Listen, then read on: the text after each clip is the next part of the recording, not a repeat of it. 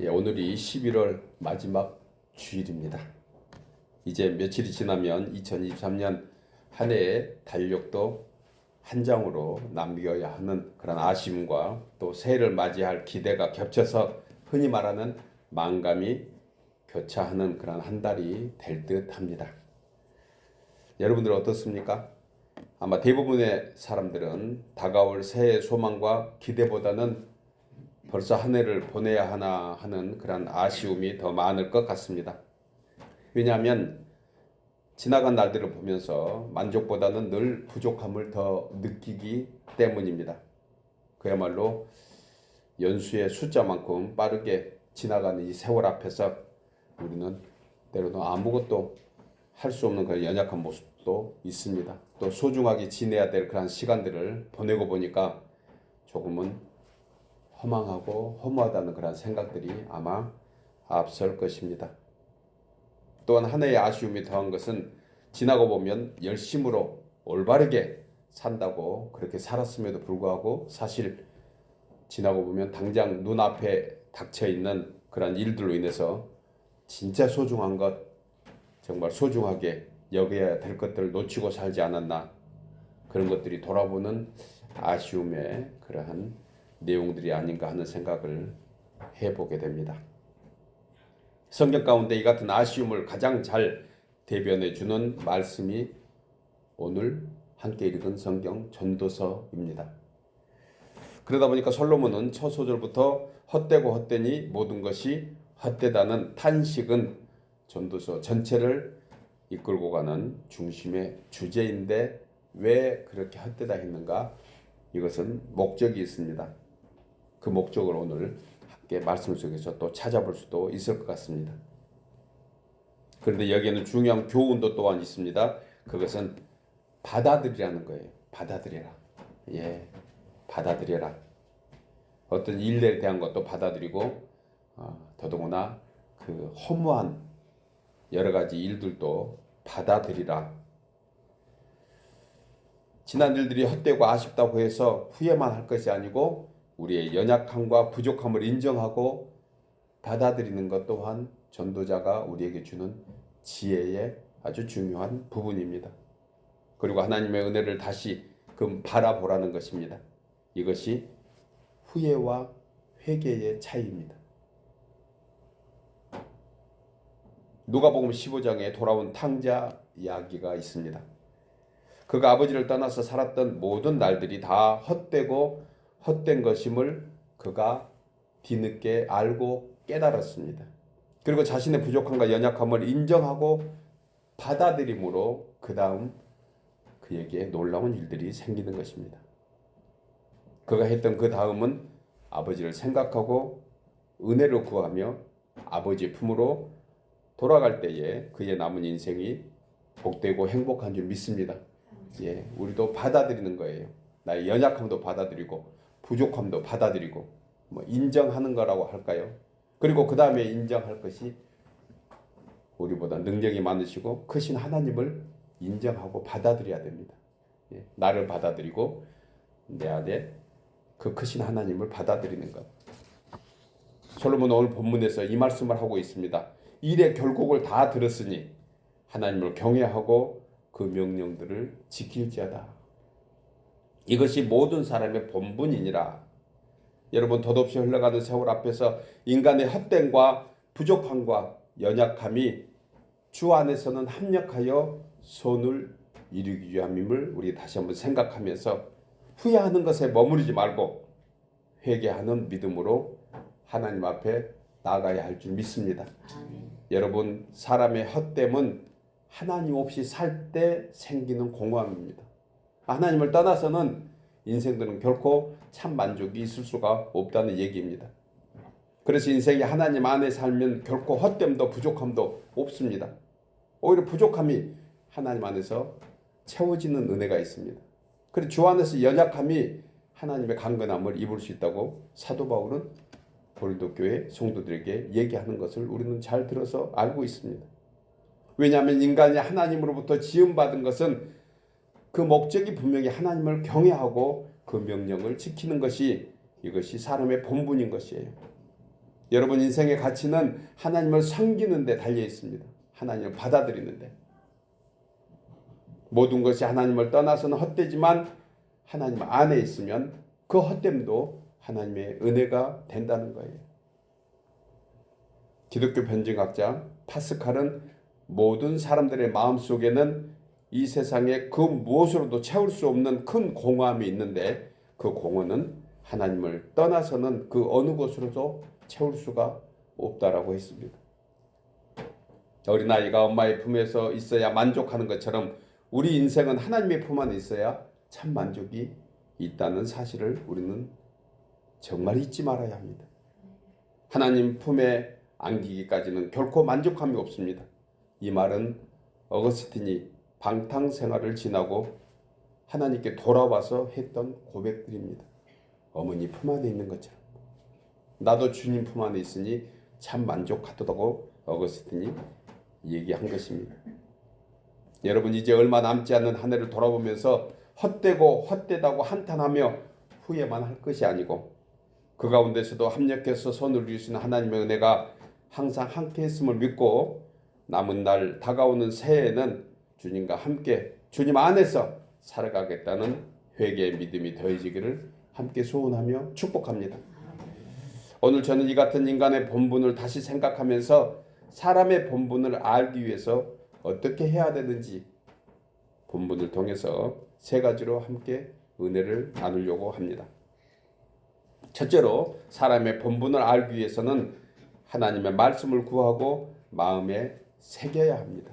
우리 나누어서 읽겠습니다. 사람의 본분을 알기 위해서는 하나님의 말씀을 구하고 마음에 새겨야 합니다. 본문 10절 이하에서 이 말씀을 하는데요. 전도자는 힘써 아름다운 말들을 구하였나니 진리의 말씀들을 정직하게 기록하였느니라.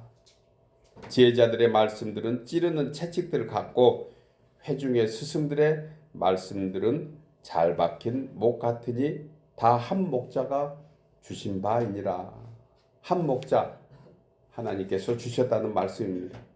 본절에서 솔로몬은 사람의 본분을 알기 위해서 아름다운 말들을 구했다고 했습니다. 이 말씀을 히브리 원어에서는 기쁨의 말 그렇게 해석합니다. 기쁨의 말이라는 뜻이에요. 우리 영혼에 복과 평강이 있는 우리 삶의 기쁨이 되는 그러한 말씀을 아름다운 말들이라고 솔로몬은 다시 한번 우리에게 전해줍니다. 다윗은 시편 119편 50절에서 이 말씀은 나의 곤란 중에 위로라. 주의 말씀이 나를 살리셨다고 했습니다. 다윗이 여러 가지 환난과 어려움이 많을 때마다 다윗을 살릴 수 있는 것은 하나님의 말씀이었다고 얘기합니다. 힘들고 어려울 때 정말 세상에 모든 것 다 없는 것 같은 그러한 공허함을 느낄 때 이런 환난 중에도 하나님은 우리를 말씀으로 위로해 주신다는 거예요. 그래서 그 말씀이 깨달아지고 주의 권능으로 역사할 때마다 주의 말씀의 맛이 내게 어찌 그리 단지요. 예, 여러분 말씀 드셔보셨습니까? 말씀. 에스겔 선지자는 말씀을 허겁지겁 먹었대요. 다른 성경은 더 좀 디테일하게 표현했는데 개걸스럽게 먹었다. 이것은 차려서 무슨 폼 잡고 먹는 것이 아니고 그냥 막 한 달, 두 달 굶어가지고 무엇이든지 다 먹으면 소화될 것 같은 그러한 개걸스럽고 허겁지겁 먹었던 그러한 선지자의 고백을 보게 됩니다. 여러분 말씀이 달아야 돼요. 얼마보다 꿀송이보다 더 달다고 다윗은 얘기했습니다. 말씀의 진미를 느끼는 우리 모두 되기를 주의 이름으로 축복합니다. 말씀이 어느 날 나에게 확 다가오면 그 무엇보다도 큰 힘이 되고 능력이 되는 것을 바로 말씀이 달다 그렇게 생각합니다. 모든 문제가 잘 안 풀리고 엎친 데 덮친 격으로 힘들고 어려움이 겹쳐질 때 그때 해결 방법은 하나님이 나에게 주시는 말씀 그것을 생각해내는 거예요. 그 언젠가 주셨던 말씀을 기억해내는 것입니다. 그래서 말씀은 되새김질 한다고 그래요. 여러분 소의 위가 몇 개라고 그러죠? 예, 여러분들 아시는데 대답 안 하고 너무 쉬운 질문을 제가 하면 안 하시더라고. 위가 4개라고 그러죠. 그래서 처음에 먹은 그 초풀, 처음에 먹은 풀 대충 씻고 그 다음에 위로 옮기고 그 다음에 또 소화시키고 위로 온 거. 그래서 소는 한도 끝도 없이 계속 입을 이렇게 놀리고 있는 것 보셨죠? 대답 안 하시면 대답할 때까지 질문할 거예요. 못 보셨어요? 예, 오늘 유튜브 가서 보시기를 바랍니다. 소는 실수 없이 아마 잘 때도 입을 하는가 모르겠어요. 그 정도로 한 것은 바로 네 개의 위가 각각 있는 음식들을 계속해서 끄집어내서 되새김질 한다고 그래요. 여러분, 소는 얼마나 그 여물이 맛있으면 보관해뒀다가 또 되새김질 하겠어요. 하나님의 사람 성도들은요, 말씀을 그렇게 저장해둬야 돼요. 미간에도 손목에도 기호로 붙이래요. 그래서 말씀이 떠나지 않도록 하래요. 그 말씀이 우리의 생명 된대요. 여러분들이 지갑마다 말씀이 가득 차기를 주님을 축복합니다. 예, 돈 좀 꺼내놓고 지갑 끼우세요. 예, 목에도 좀 걸고 다니시고 미간에도 좀 붙여서 말씀이 우리의 삶에 정말 역사할 수 있도록 말씀을 가까이 해야 됩니다. 성도는 말씀의 사람이에요. 하나님이 우리에게 징계하는 방법 한 가지가 있는데요. 인류를 심판하는 것이 선지자를 보내지 않습니다. 그러니까 선지자를 보내지 않는 것은 말씀을 전하지도 않고 깨닫게 하지도 않아요. 암흑시대라고 하는 중세시대 말라기서부터 마태복음에 이르는 거의 430년 그때 하나님이 하늘 문을 닫아버렸다고 그렇게 역사가들이 얘기합니다. 저도 그 역사를 하나님의 문이 닫으셨다 그래요. 말라기서의 마지막에 하나님이 우리를 어떻게 사랑했습니까? 하나님은 뭐 하셨어요? 우리는 그 강대국들 아수르 바빌론의 포로가 되어서 이 지경인데 하나님 우리를 사랑했다고요? 진짜 하나님 맞아요? 이렇게 대적하는 이스라엘 백성들에게 하나님도 많이 섭섭하셨던 거예요. 여러분, 하나님이 섭섭하시면은요 말씀을 안 주십니다. 그러니까 말씀을 들을 수 있다는 것은 우리를 여전히 하나님이 사랑하고 계신다는 증거인 줄 믿습니다. 오늘 이렇게 말씀을 듣고 들을 수 있다는 게 얼마나 대단한 은혜인지 몰라요. 여러분, 말씀이 만져야 됩니다. 말씀은 프린트하는 이렇게 평면으로 되어 있는 것 같지만 말씀이 살아 역사하면은 입체적으로 뜬다고 그래요. 그래서 그 말씀이 내 것처럼 돼서 조각이 돼가지고 내 말씀에 오늘 잘 박힌 목과 같이 박혀야 됩니다.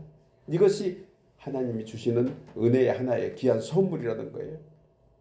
430년 동안 그렇게 하나님이 참 섭섭하심으로 하늘 문을 닫아버리니 선지자도 안 보내시고 말씀에 깨달음도 없고 그렇죠. 결국 애굽에서 잘 먹고 잘 사는 그 인간들의 결국은 무엇입니까? 결국은 노예생활 한 거예요. 그냥 육신적으로 먹고 사는 것밖에 없다는 것입니다.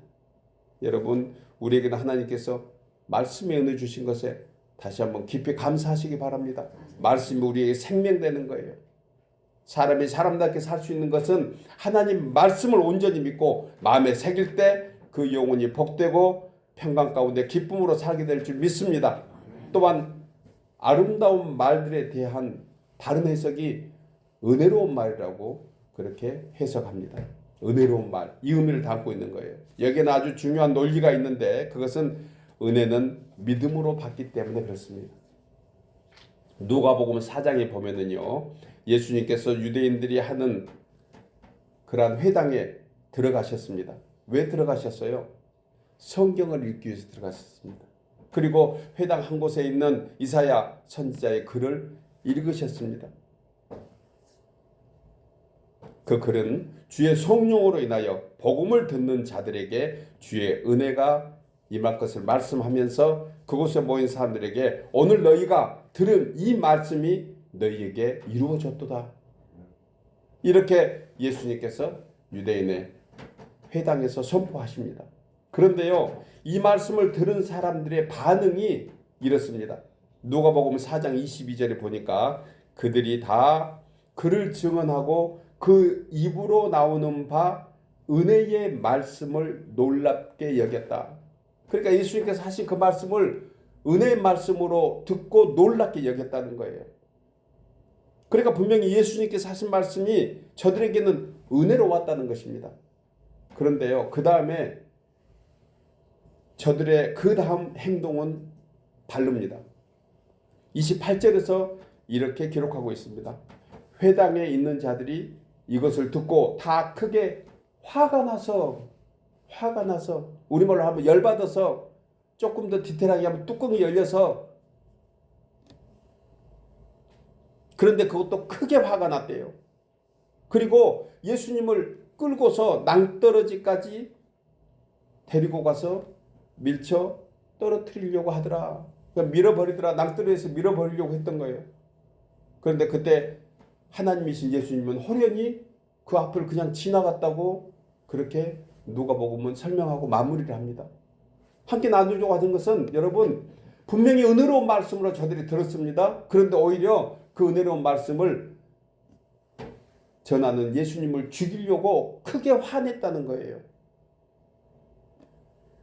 은혜로운 말씀으로 분명히 들었는데 저들이 왜 그 말씀을 듣고 화가 났는가? 그리고 왜 예수님 오히려 죽이려고 했을까요?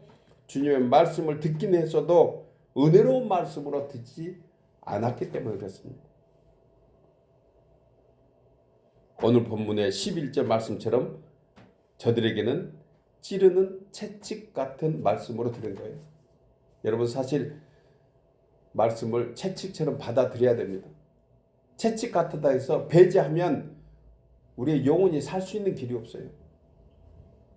예를 들어서 아파서 병원 갔는데 선생님 주사 한 방이면 됩니다. 감기 걸리셨군요. 몸살 났군요. 어디가 아프시군요. 그래 주사 놓으려고 하는데 나는 죽어도 아프니까 주사 안 맞아요. 그렇게 하면은 의사가 주사 놔주나요? 대답 안 하기로 작정하셨어요? 주사 안 놔줍니다. 그렇잖아요. 그럼 환자 죽든지 말든지 그냥 의사도 놔둘 것 같아. 여러분, 좀 아픔이 있는 것은 오히려 우리에게 양약이 된다는 거 우리 알고 있잖아요. 하나님 말씀도 이와 같습니다. 깨달음은요, 그저 듣기 좋은 얘기에서 오는 것이 아닌 것입니다. 교훈과 책망과 바르게 함과 의로 교육한다. 그 성경은 이 네 가지를 얘기하는데 이 네 가지 전부 다가 사실은 다 찌르는 말씀들이에요. 교훈과 책망과 바르게 함과 의로 교육하기 유익하다.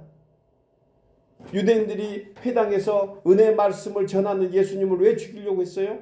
저들은 그 찌르는 그 말씀을 깨달으려고 하는 것이 아니고 오히려 반감했기 때문에 그렇다고 얘기합니다. 오늘날 우리는 설교의 홍수 속에서 살고 있습니다.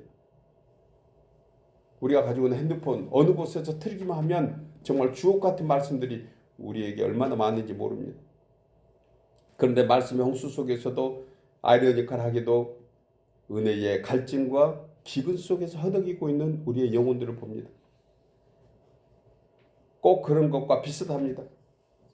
옛날에는 의식주가 넉넉하지 못했지만 그때가 사람들이 더 여유롭고 풍요롭고 행복한 것처럼 하나님의 말씀을 보고 들을 기회는 많은데 그 말씀이 우리 삶에 역사함이 많지 않는 것은 왜 그럴까요? 들려오는 말씀들을 자신의 것으로 받아들이지 않으면 설교 들을 게 하나도 없습니다. 그 남의 얘기 들으려고 하는 것이 아니잖아요. 어느 교회 저한테 상담이 들어왔습니다. 최근에 그 교회에 담임 목사님이 갑자기 사임해 버렸어요. 그러니까 성도들이 흔히 얘기하는 목자 없는 양처럼 다 흩어져 버렸습니다. 그리고 그 중에 한 분이 성령의 감동을 받고 교회는 이렇게 없어지면 안 된다고 깨닫고 끝까지 몇 사람하고 같이 살리려고 몸부림칩니다.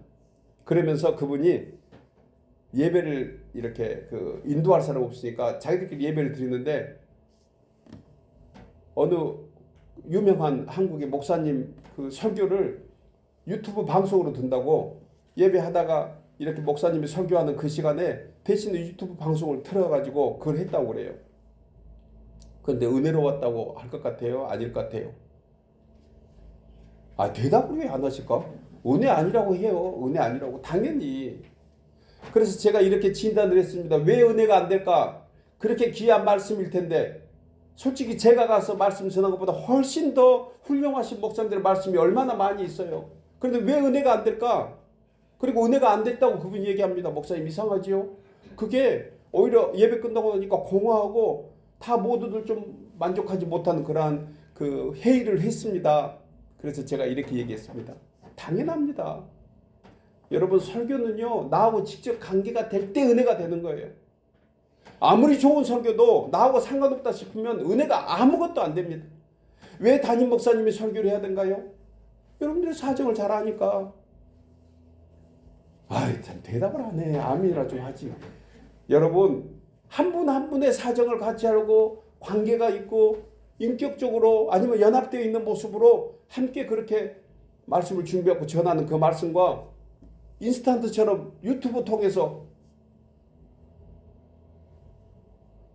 그림은 좋고 맛은 있어 보이는데 여러분 소금이 안 들어가고 양념이 안 돼서 맛이 없잖아요. 저는 꼭 그와 같다고 생각합니다. 그래서 말씀을 소금치도 골고루 치래. 맛을 내라는 소리예요. 흔히 어떤 목사님이 얘기합니다. 개떡같이 설교해도 찰떡같이 알아들으세요.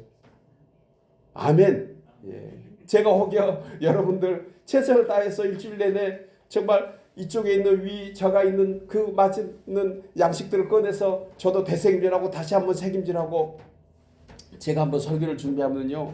보통 한 15페이지 합니다. A4 용지에. 15페이지 하면은 이것을 설교자가 전하면은요. 한 50분 이상 해야 돼요. 이걸 다시 줄이고 단어 하나조차도 줄이려고 몸부림치는 저인 줄 아시기 바랍니다. 길어도 안 되고 짧아도 안 되고 예 어쩔 때는 은혜가 안 된대요. 왜 안 돼요? 그랬더니 말씀은 좋은데 길대. 왜 교회 와? 일주일에 한 번 온전히 예배하는 시간에 말씀이 길면 어떻고 짧으면 어때요? 한마디 말씀이라도 나에게 주신 말씀이다 생각하면 그게 은혜가 되지 않겠어요? 그래서 그 혁진 형제라는 그 형제한테 그렇게 전달했습니다. 그 교회 같이 상담하면서 혁진 형제 교회를 그렇게 살리려고 노력하는 거 정말 감사하다. 그런데 목회자로서 설교는 관계가 있을 때 은혜가 된다. 그래서 그 관계가 있다는 것은 그 목사님이 말씀하시는 것을 나에게 주신 말씀이라고 관계가 돼야 되는데 그 영상 보고 그 지식 얻어갖고 뭐하냐. 그래서 다음 주부터는 이렇게 하렴 하고 제가 얘기했는데요. 그것이 뭐냐면 그냥 본문 말씀만 성경 한 편 구해가지고 본문 성경만 주고받으라. 그냥 대화하듯이 한 절 한 절 해중하고 이렇게 인도하고 아니면 돌아가면서 해라. 그랬더니 그 다음 주에 또 상담을 왔는데 목사님 너무 은혜가 됐대. 왜 그래요? 그것은 그 말씀을 간절히 받고 성령께 맡기고 의지할 때 그냥 해석 안 해도 그 말씀 자체가 은혜가 되었다는 것입니다. 사랑하는 여러분, 하나님은 우리에게 가장 좋은 선물이 말씀을 통해서 주고 계세요. 그러니까 말씀을 나의 말씀으로 받고 나에게 주시는 말씀을 우리는 받고 살아야지 가장 기쁨이 있고 은혜롭게 살 수 있는 것입니다. 솔로몬은 그의 사랑하는 아들들에게 이렇게 권면합니다. 잠언 33절 3장 3절에서 인자와 진리가 내게서 떠나지 말게 하고 그것을 내 목에 매며 내 마음판에 새기라 하면서 잠언 4장 4절에서도 아버지가 내게 가르쳐 이르기를 내 말을 너의 마음에 두라 내 명령을 지키라 그리하면 살리라. 그리고 6절에서 지혜를 버리지 말라 그가 너를 보호하리라 그가 사랑하리라 그가 너를 지키리라. 말씀을 버리지 말라는 거예요. 하나님의 말씀을 듣는 거 그치지 말고 말씀을 몇 번씩 되새김질해서 소가 그렇게 건강하게 풀만 먹고도 건강한 것처럼 말씀을 이곳저곳 새겨두고 마음판에 새겨서 하나님의 보호하심을 받는 저와 여러분 되기를 주의 이름으로 축복합니다. 두 번째로 사람의 본분을 알기 위해서는 말씀에 순종하고 주 하나님을 경외해야 합니다. 우리 나누어서 읽겠습니다. 사람의 본분을 알기 위해서는 말씀에 순종하고 하나님을 경외해야 합니다. 본문 13절에 이래 결국을 다 들었으니 하나님을 경외하고 그의 명령들을 지킬자다 이것이 모든 사람의 본분이니라고 했습니다. 본절에서 말씀하는 하나님을 경외하는 것을 히브리어 야레라고 그렇게 단어를 씁니다. 이것은 두려워한다는 뜻이에요. 이건 단순히 어떤 공포심과 두려움이 아니고 하나님을 크게 놀라운 능력과 위험 앞에 압도당하는 그러한 존경을 의미합니다. 이것은 뒤로 물러서는 것이 아니고 오히려 그 압도에 끌려가는 그러한 모습을 경외한다고 얘기합니다. 하나님 앞으로 더 가까이 나가는 것입니다. 여러분 하나님을 경외하는 사람은 하나님을 더 가까이 모시고 나가는 것입니다. 그런 점에서 받아들이는 거예요. 나의 연약함을 받아들이고 하나님을 받아들이고, 오늘 전도자가 얘기한 헛된 거 헛됨은 나의 연약함을 받아들이고 하나님 받아들이라. 그래서 전도서의 대주제를 제가 달리 한 가지로 얘기하면 받아들이는 거다. 받아들이는 거다. 하나님께서 계획하신 뜻과 목적이 있음을 받아들이는 것입니다. 믿음으로 받아들이는 것입니다. 적극적으로 하나님께 나아가는 것이 바로 주를 경외하는 모습인 것입니다. 따라서 하나님을 경외하는 것은 곧 하나님께 모든 것을 맡기고 순종하는 믿음을 의미합니다. 그래서 솔로몬은 본절에서 하나님을 경외하고 그 명령을 지킬지어다. 이것이 사람의 무엇이다? 본분이다. 이 본분은 사람의 의무를 얘기합니다.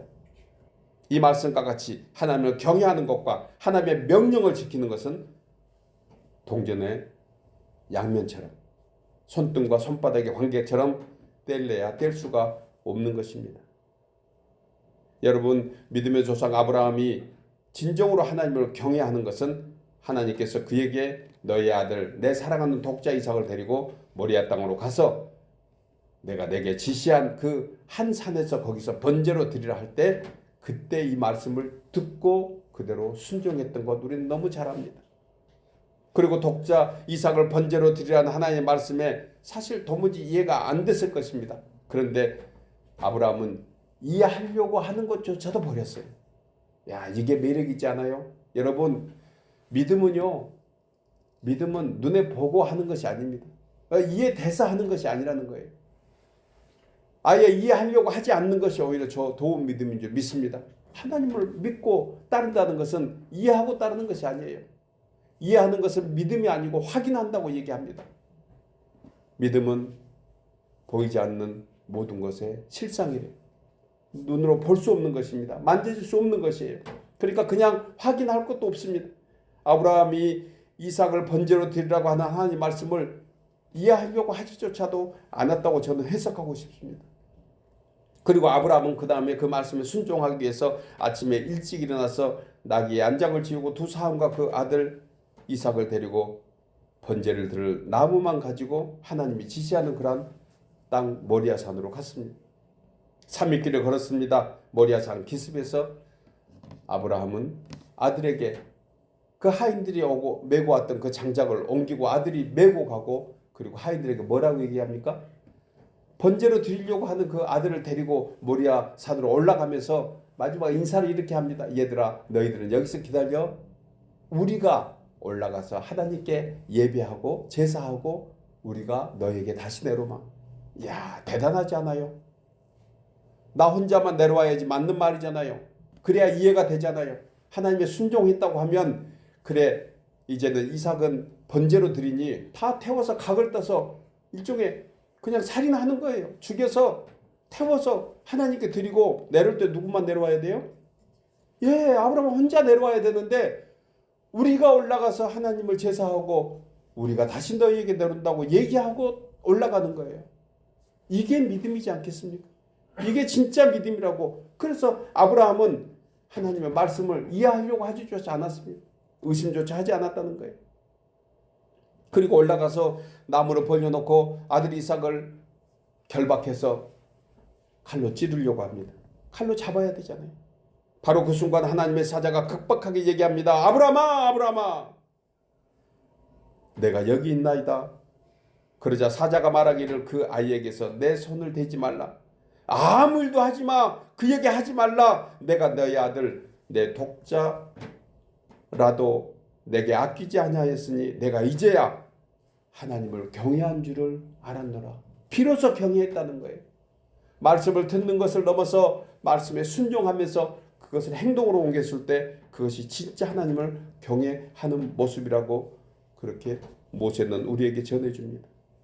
여러분, 아브라함은 하나님의 말씀을 듣고 현실 앞에서 도저히 이해할 수 없었지만 이해하는 것조차도 포기하고, 그리고 자신에게 주신 은혜로 여기고 그 말씀에 절대 순종함으로써 하나님을 경외하는 사람으로 완전히 인정받게 된 줄 믿습니다. 여러분, 앞서 말씀드린 대로 주의 말씀을 듣고 깨달아 마음판에 새기는 것, 여러분 성도의 본분이라 하겠습니다. 구슬이 서말이라도요 꿰야 보배 돼요. 하나님을 예배하러 나와서 말씀을 들었으면 그 말씀이 그러한가 하여 베레아 사람들처럼 하나님의 말씀을 주중에 우리 마음판에 새겨서 행동하는 것입니다. 야고보서 1장 22절에 너희는 말씀을 행하는 자가 되고 늘 듣기만 하여 자신을 속이는 자가 되지 말라. 듣기만 하고 그걸로 끝나면 속이는 자가 된다 하면서 들은 말씀을 잊어버리지 않고 실천하는 사람은 그 행하는 일에 복을 받으리라. 여러분, 성도의 믿음은 순종을 통해서 그 진실함을 인정받을 수 있습니다. 만일 하나님을 경외한다 하면서 그 말씀에 순종하지 않으면 그것은 진짜 경외하는 그런 믿음이 아닌 것을 다시 한번 생각할 수 있습니다. 사랑하는 여러분, 사람의 본분을 넘어서 성도된 우리의 본분은 마땅히 주의 말씀을 따라 순종해야 함을 다시금 잊지 말고, 신실하신 하나님은 말씀에 순종하는 자에게 은혜 위에 은혜를, 복에 복을, 그리고 말씀에 순종하는 자에게 하나님의 계획하신 모든 풍성한 은혜로 베풀어 주실 줄 믿습니다.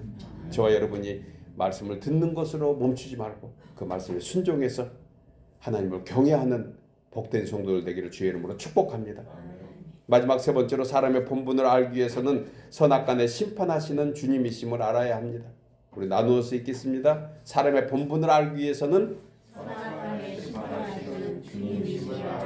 본문 14절에서 이 말씀을 합니다. 하나님은 모든 행위와 모든 은밀한 일을 선악간에 심판하시리라.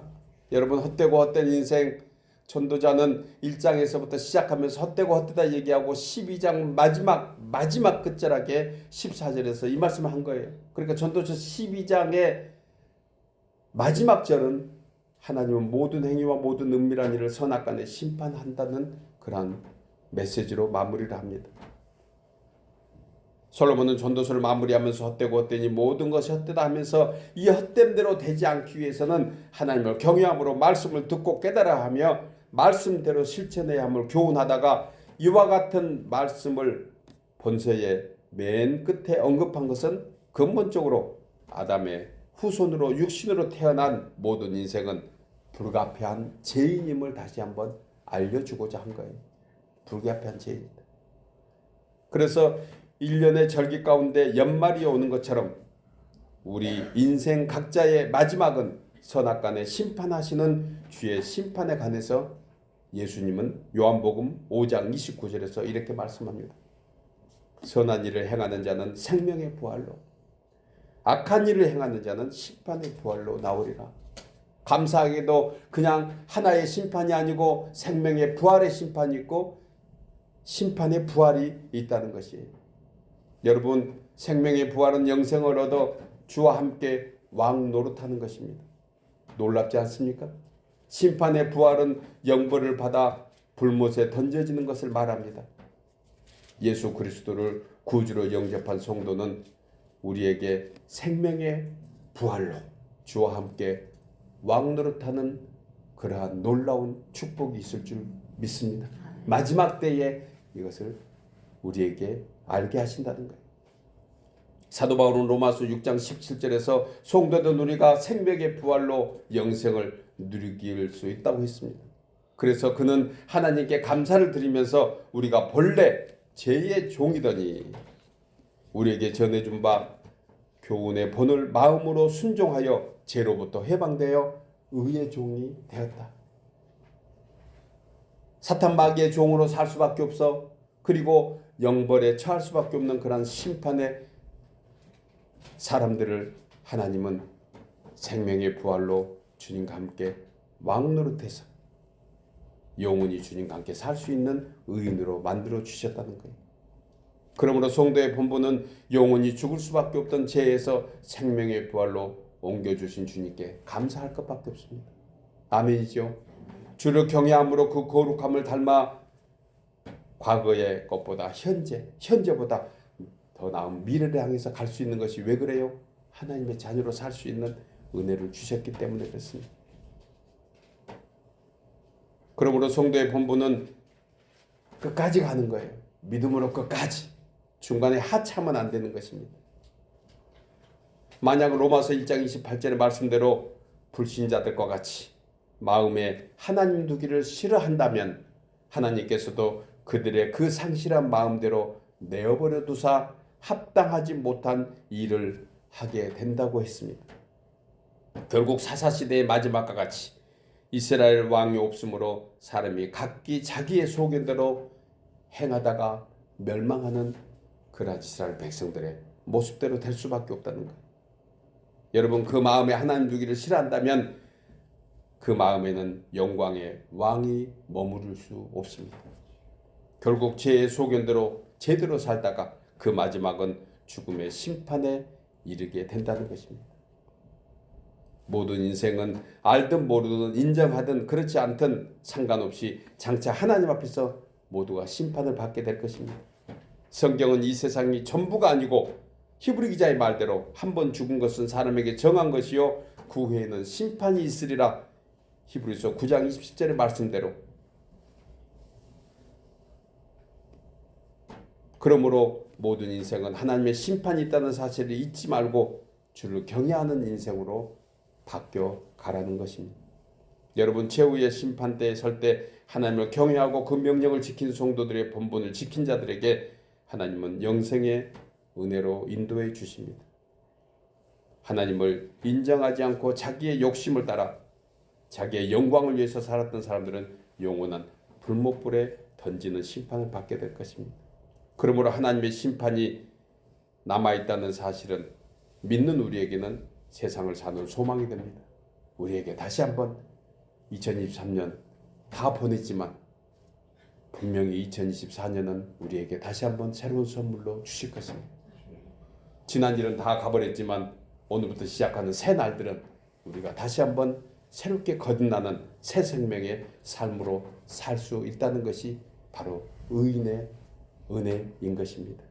사랑하는 여러분, 오늘날 많은 사람들이 헛된 것을 향하여 헛된 일로 분주하며 헛된 인상을 살아가지만 하나님의 자녀된 우리는 헛된 죄인의 길에서 구원받아 하나님의 말씀으로 새롭게 되고 의와 진리로 거룩함의 새 사람을 입는 하나님의 자녀로서 하나님을 경외하고 주의 말씀에 순종함으로 진정한 행복자, 정말 은혜 받고 하나님에서 거듭난 놀라운 그러한 새 사람의 모습으로 우리 모두가 살아가기를 주의 이름으로 축복합니다.